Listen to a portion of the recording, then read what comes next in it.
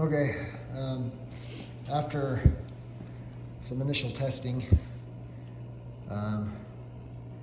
we found that the track was slipping on the cog, and I was backed out as far as I could go on my track tensioner screws. So what I had to do is trim some track out.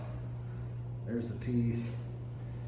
I've seen this done. It's obviously not good enough to go on a snowmobile because of the torque involved and stuff like that, but on this, where there's not as much torque, I think it's going to hold okay. Our track's nice and tight now. What we're going to do right now is pull some of this stuff off, get into the governor, and see if we can't. This is meant to be set up to where it's pretty stiff, this throttle. We're going to go in there and see if we can't adjust some things to where that's not as stiff and can be used with a throttle cable. I don't have a throttle cable with me right now. I have to order one once I get handlebars built, so I know how long of a throttle cable I need.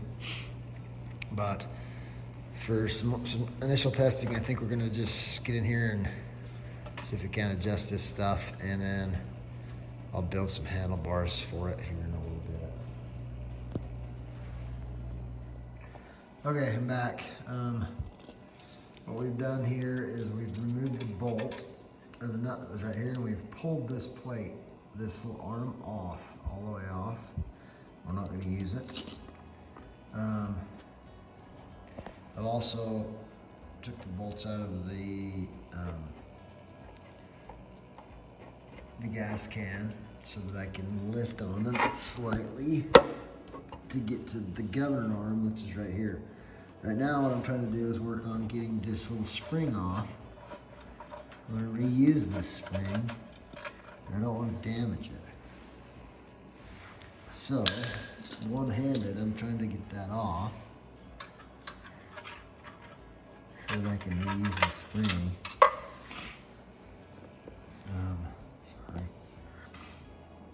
Okay, I'm going to get that off, and then I will bring it back.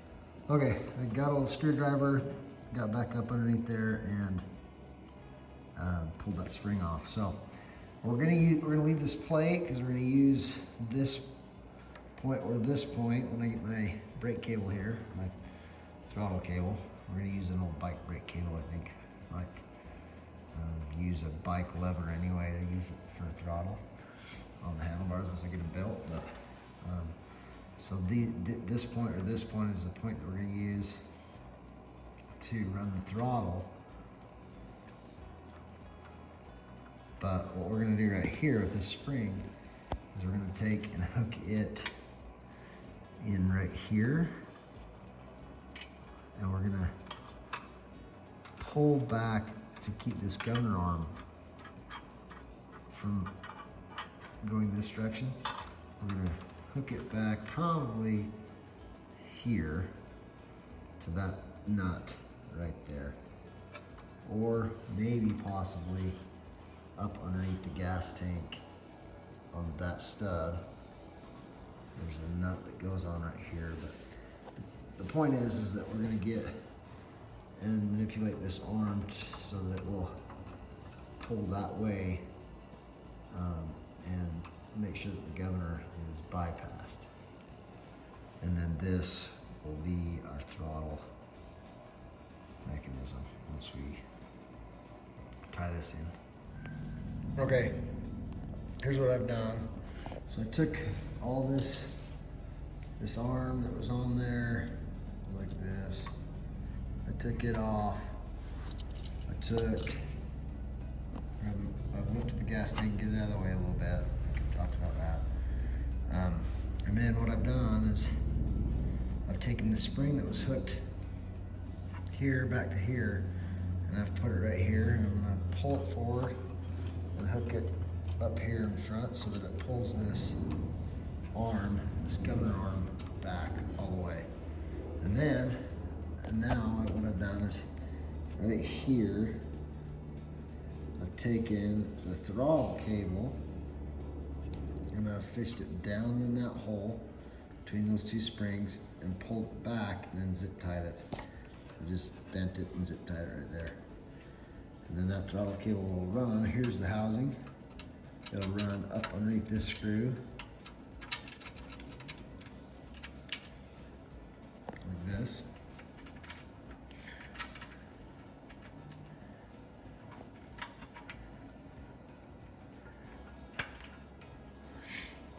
And then that will be tightened down.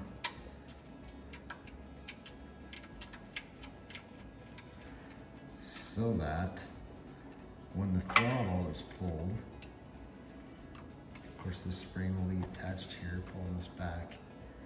When the throttle cable is pulled back here with the handlebars belt, and then build handlebars off the snowmobile, and to build some bars to get them up here.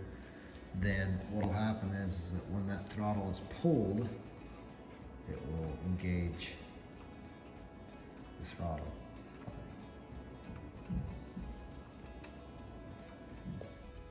Okay, here it is loaded up in the truck. I've been able to use, it's kind of been nice because you can cover it up with this sled that I've got. I'm going to do some testing today. We'll back it up to this bank of snow here, pull it out of the truck. This is over, obviously this is plowed, but this is dang near to my chest deep. I rode it a little bit out there the other day. It's way over the sagebrush. You're probably up to my waist deep. So you're probably close to 2.5, 3 feet of snow out there. So we'll get it going, put the drone in the air and see if we can get some footage of it running in some deep snow.